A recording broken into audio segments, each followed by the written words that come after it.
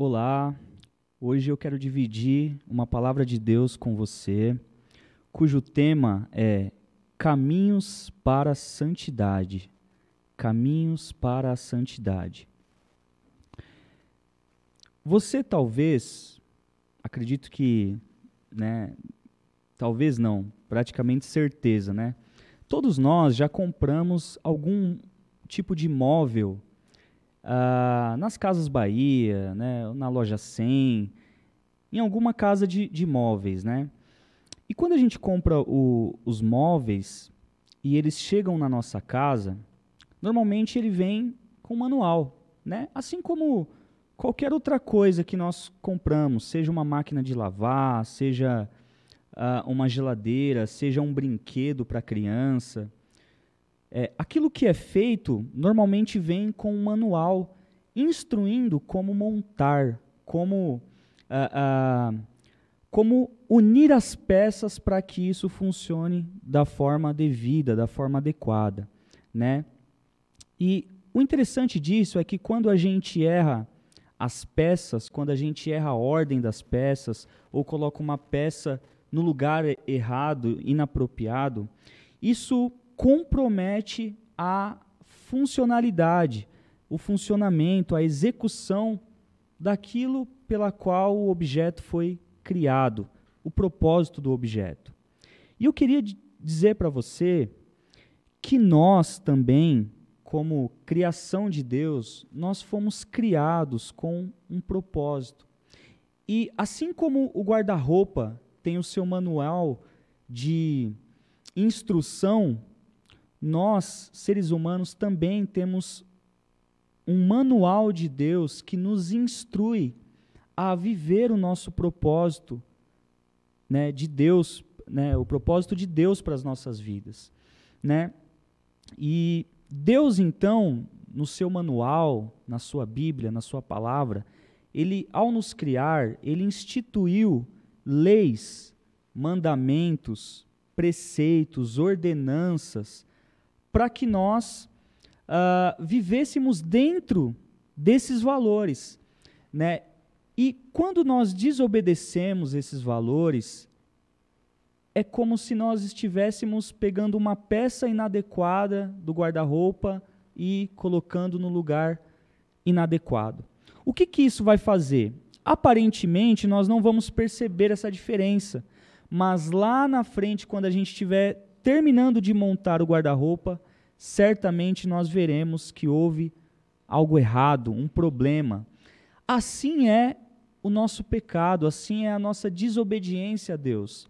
Aparentemente nós não vemos problema, nós não identificamos a consequência, mas lá na frente, no futuro, a consequência dessa ação, desse pecado, dessa desobediência, retorna para as nossas vidas, Então, eu queria dividir um texto com você dentro desse tema, Caminhos para a Santidade, que se encontra em 1 Pedro 1, do 15 ao 16, e diz assim a palavra de Deus: Mas assim como é santo aquele que os chamou, sejam santos vocês também em tudo o que fizerem, pois está escrito, sejam santos porque eu sou santo. Então, Deus nos deu essa ordenança, Seja santo porque eu sou santo. Então, Deus criou essas leis, criou essas ordenanças, esses mandamentos, para nós obedecê-lo. Então Deus é um Deus que controla tudo, Ele nos criou para ser um robô dele? Não. Deus nos criou com liberdade de escolha, Deus nos dotou de liberdade de decisão, mas ainda assim Deus criou valores para nós vivermos. Então, nós precisamos harmonizar a nossa liberdade juntamente com os preceitos de Deus. Então, nós não vamos ser teleguiados por Deus também, tudo como se nós não tivéssemos liberdade. Não é isso. Não é essa a ideia. Senão Deus não nos daria liberdade. Mas a ideia também não é nós vivermos do jeito que a gente quer, usando a liberdade para fazer tudo do jeito que nós queremos. E esse também não é o propósito. Então, qual que é o propósito? É nós usarmos a nossa liberdade e harmonizá-la dentro dos valores de Deus. Por exemplo, Deus criou, né, o homem para a mulher e a mulher para o homem, o casal, né, para viver o quê? O matrimônio. Então, Deus não quer controlar o que você vai falar para sua esposa, o que você não vai falar para sua esposa, onde você vai sair com elas, que roupa você vai colocar, se é azul, se é vermelha. Não, você é livre para escolher isso. Mas Deus criou alguns padrões. Qual padrão? Olha, você deve ser fiel à sua mulher e não traí-la. E a esposa deve ser fiel ao marido e não traí-lo. Então, veja, nós temos liberdade, mas ao mesmo tempo nós temos regras, leis de Deus que nos guardam, que nos protegem, que nos traz alegria, felicidade, que faz nós vivermos o propósito pelo qual nós fomos criados, né? Então, diante disso eu queria dividir com você algumas verdades espirituais, né? Dentro desse tema, caminhos para a santidade. Por quê? Deus é santo e quer que nós sejamos santos.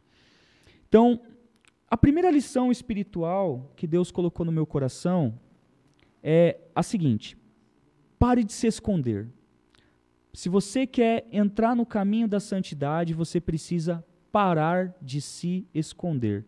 Olha o que o texto diz em Provérbios 28, 13. Quem esconde os seus pecados não prospera, mas quem os confessa e os abandona encontra misericórdia. Então, olha só, quem esconde os seus pecados não prospera. Então, quando a gente olha para esse texto, a gente pega algumas verdades. Primeiro, é possível esconder pecados de Deus. Ué, é possível esconder pecado de Deus? Mas Deus não sabe tudo? Deus sabe de tudo. Mas Deus considera que nós estamos escondendo o pecado dele quando nós não assumimos esses pecados, quando nós não admitimos isso diante dele. O texto diz que isso é um ato de tentar esconder de Deus os nossos pecados, né? Veja, quem esconde os seus pecados não prospera. Então, é possível esconder, é possível que nós estejamos tentando esconder pecados de Deus. Outra coisa que a gente pega nesse texto, quem esconde os seus pecados não prospera. Pecados paralisam prosperidade. É o que esse texto está dizendo. Ou seja, se quem esconde os seus pecados não prospera, então quem expõe os seus pecados prospera. O oposto também é verdade. Se quem esconde não prospera, então quem expõe prospera, né? Então, se eu e você quisermos ter uma vida próspera, é imprescindível falarmos com Deus sobre os nossos pecados. Nós precisamos conversar com Deus sobre as nossas falhas, sobre os nossos pecados, né? Abrir o jogo com Deus, né? Falar: Deus, eu estou errando nisso, nisso e nisso, né? Então, quando nós não oramos a Deus dizendo os nossos pecados, falando abertamente, livremente com Deus sobre os nossos pecados, para Deus é como se nós estivéssemos escondendo, né? Fugindo do nosso pecado. Então, pare de culpar as pessoas do seu pecado, pare de culpar a Deus do seu pecado. Ah, Deus, eu estou pecando porque... Não, nós precisamos ter uma postura de rendição diante de Deus, de humilhação e de reconhecimento dos nossos pecados, né? A segunda verdade, para que nós possamos trilhar esse caminho da santidade, né? Debaixo desse tema, caminhos para a santidade, o segundo caminho é: confesse sua responsabilidade. Então nós temos que parar de se esconder e ao mesmo tempo confessar a nossa responsabilidade diante de Deus.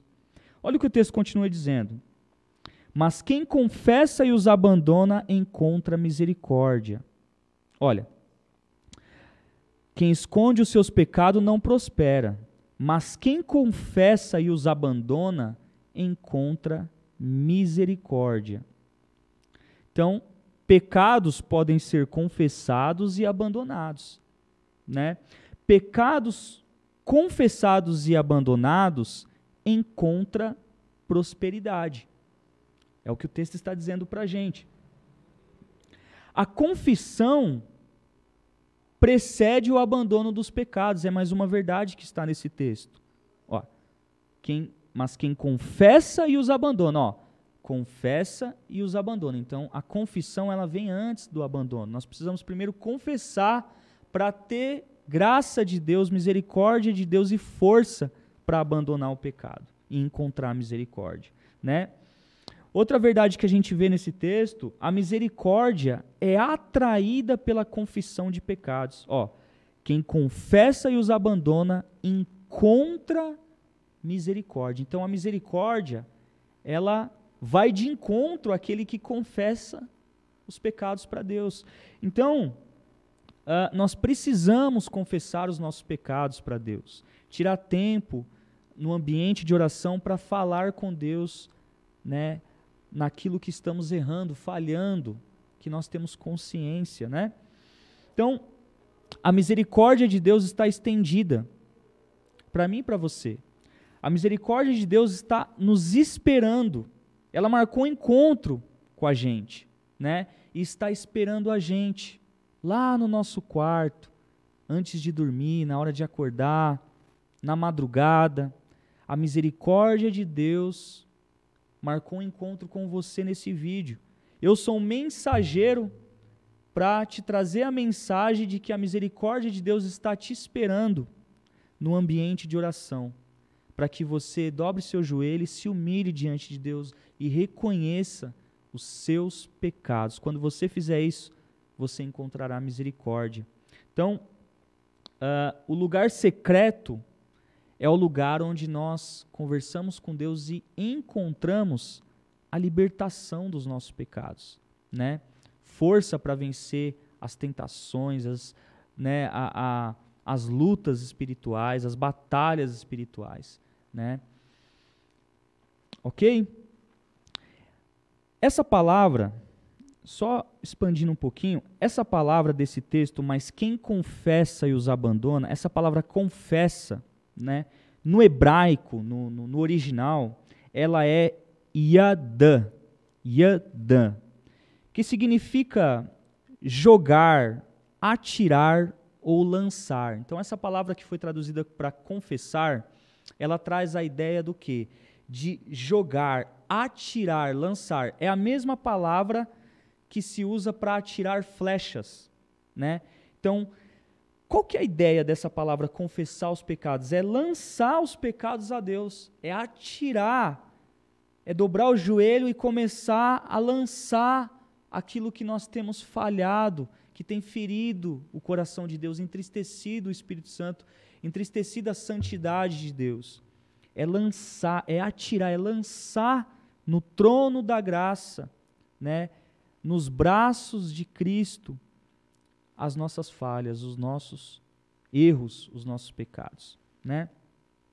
Então, atire suas fraquezas em Deus. Lance suas fraquezas aos pés de Jesus, no trono da graça, no trono de Deus.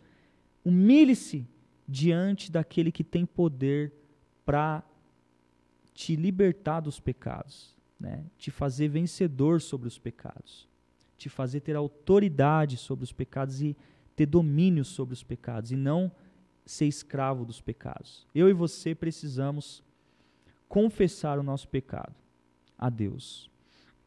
A terceira atitude, o terceiro caminho para a santidade que Deus falou ao meu coração é, além de você parar de se esconder e confessar a sua responsabilidade, que você tem responsabilidade, que o erro é seu e não dos outros, você precisa verbalizar as suas impurezas a Deus. Então, é muito importante a oração verbalizada. É claro que Deus ouve a oração no pensamento, a oração no íntimo, no coração, mas Deus se agrada da verbalização, de quando nós falamos com Deus com fervor, com intensidade, quando nós pronunciamos em oração, né, as nossas impurezas, aquilo que nós temos reconhecido que temos ferido a lei de Deus, os preceitos de Deus, os mandamentos de Deus, né?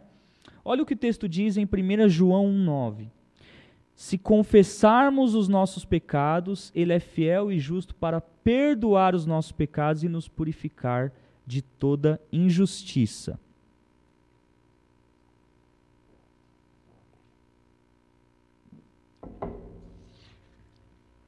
Então, quando nós olhamos para esse texto, nós percebemos algumas verdades. A confissão de pecados encontra perdão e purificação. É o que o texto está dizendo aqui. Se confessarmos os nossos pecados, Ele é fiel e justo para perdoar os nossos pecados e o quê? Nos purificar de toda injustiça. Então, a confissão de pecado encontra perdão e purificação de Deus. Não só perdão, mas a purificação, a libertação do pecado. Segundo, a confissão para os nossos pecados é um caminho para a purificação. Tá vendo? Mais uma vez, em outro texto bíblico, o primeiro texto foi de Provérbios, no Antigo Testamento. Esse já é do Novo Testamento, de João, falando uma coisa muito semelhante, que a confissão de pecado leva à libertação, leva à transformação, Essa palavra, no grego, Antigo Testamento, o original foi escrito em hebraico, a língua hebraica. O Novo Testamento, a língua original foi escrita em grego, Antigo Testamento hebraico e aramaico, Novo Testamento grego. Então, a palavra no grego, no original do Novo Testamento, desse texto bíblico, para essa palavra confissão, aquele que confessa, se confessarmos os nossos pecados, essa palavra no grego é homologel, ou homologel. O certo, na verdade, é homoloiel. Homoloiel é a pronúncia que eles usam no grego. Que significa não negar. Então, confessar aqui traz a ideia de não negar, de não rejeitar, de admitir-se culpado, de falar abertamente e livremente. Essa palavra, homoloiel, falar abertamente, declarar, consentir, admitir-se culpado, a tradução dessa palavra, confessar. Foi traduzida para confessar, mas ela tem todos esses significados, Então, é não negar, é não rejeitar. Então, nós não podemos de maneira nenhuma pensar na ideia de que os nossos pecados têm a ver com Deus. Deus não tem nada a ver com o meu pecado e com o seu pecado. As pessoas podem até influenciar, mas o meu e o seu pecado é responsabilidade nossa. Nós não podemos transferir essa responsabilidade para o diabo, para Deus, para os demônios, para o vizinho, para a família. Mas porque fulano, nós precisamos parar com esse vitimismo e tomar uma postura de assumir a responsabilidade, Então, se nós fizermos isso, nós seremos purificados daquilo que estamos impuros. Então, esse texto está nos ensinando o quê? Que nós só seremos purificados das nossas impurezas quando nós aprendermos a confessar essas impurezas a Deus, Então, Deus purifica quem confessa. Deus tem purificação e libertação para quem rasga o seu peito e admite a culpa diante de Deus, A quarta verdade espiritual que eu quero dividir com você, para que você ande no caminho da santidade, é a seguinte: guarde a palavra de Deus. Olha o que o texto diz em Salmos 119, 11. Diz assim o texto bíblico: guardei no coração a tua palavra para não pecar contra ti. Guardei no coração a tua palavra para não pecar contra ti. Ou seja, primeira coisa, é possível guardar a palavra de Deus no coração. A palavra de Deus nos protege do pecado, é o que o texto está dizendo. Guardei a tua palavra para não pecar contra ti. Então, a palavra, de alguma forma, ela nos protege do pecado, Então, nós precisamos guardar a palavra, conhecer a palavra, internalizar a palavra de Deus, para que ela seja um escudo na nossa mente contra os pecados. Quando a tentação vier, quando os pensamentos pecaminosos assolarem a nossa mente, o que vai combater isso na nossa mente, nos nossos pensamentos, é a palavra internalizada, é os valores de Deus memorizados, né? É o pensamento bíblico que vai vir para combater esses pensamentos na hora da tomada de decisão. Então, por isso que nós precisamos nos encher da palavra de Deus, né? Então, a palavra é como um escudo que nos protege do pecado. A quinta verdade espiritual que eu queria dividir com você nessa mensagem Caminhos para a Santidade é a seguinte: chore pelos seus pecados. Chore pelos seus pecados. Se você quer trilhar o caminho da santidade, você precisa aprender a se quebrantar diante de Deus, a chorar pelos seus pecados, a se arrepender genuinamente, em arrependimento, em quebrantamento diante de Deus em relação aos seus pecados. Olha o que o texto diz em Tiago 4, 8, 10. Entristeçam-se, lamentem e chorem, troquem o riso por lamento e a alegria por tristeza. Humilhem-se diante do Senhor e Ele os exaltará. Então, nesse texto nós aprendemos o quê?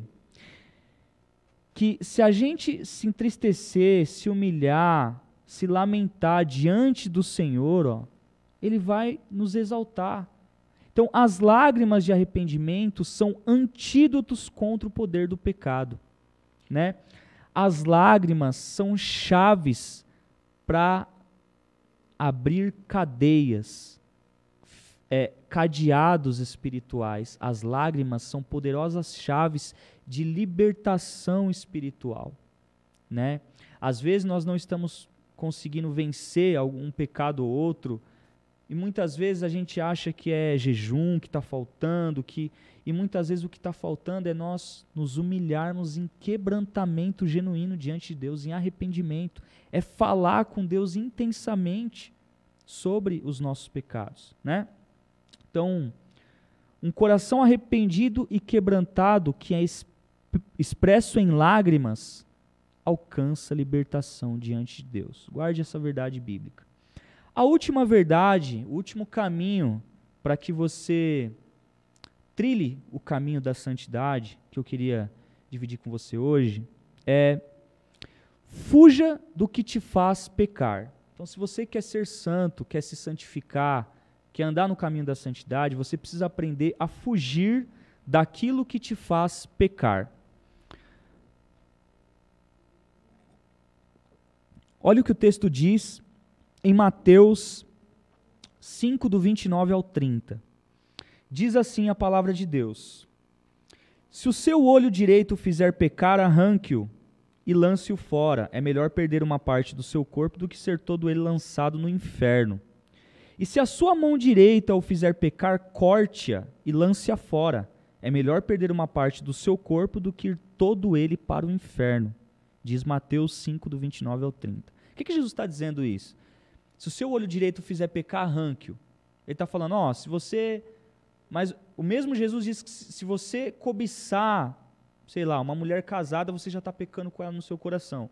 Então Jesus está dizendo que meu olho pecou, a solução é arrancar ele e jogar fora? Não, não é isso que Jesus está falando. Senão, todo mundo estaria andando cego na rua e sem a mão e sem uma perna. Porque todo mundo é pecador e peca. A ideia que Jesus está querendo passar aqui é a seguinte: identifique aquilo que te faz pecar e combata isso, o que Jesus está dizendo, né? Identifique aquilo que te leva ao pecado e arranque-o. Fique longe. Lute contra isso, separe-se disso, é o que Jesus está dizendo. Se o seu olho fizer pecar, arranque-o, lance-o fora. Se a sua mão fizer pecar, arranque-a, né? O que está nos fazendo pecar? Nós precisamos ser sensíveis e fazer uma avaliação estratégica. O que está nos levando ao pecado? Quais são as raízes que estão nos levando a decisões pecaminosas? Às vezes é um relacionamento, às vezes é uma amizade, às vezes, eu não sei, pode ser um trabalho, às vezes eu não sei, redes sociais, né? É um contatinho, um contato, uma pessoa. Nós precisamos, né, fazer filtros estratégicos e selecionar aquilo que está nos levando ao pecado e ter, às vezes, uma postura firme de combate contra isso, para que nós podemos, então, assim, nos santificar, né? Então, não seja indiferente ou intolerante com aquilo que te faz pecar, é o que Jesus está dizendo. Se você está ciente de que algo está te levando ao pecado, não seja indiferente, não seja intolerante, lute contra isso, né? Então, identifique os causadores dos seus pecados, as raízes, e seja um pouco radical, né? Tome postura de combate antes que isso te destrua, diz o Senhor. Ok? Essa é a minha palavra para você hoje. Se você gostou do vídeo, deixe seu like, se inscreva no canal, curta, compartilhe para que esse vídeo possa alcançar mais pessoas e abençoar mais pessoas. Tá bom? Um grande abraço, que Deus te abençoe.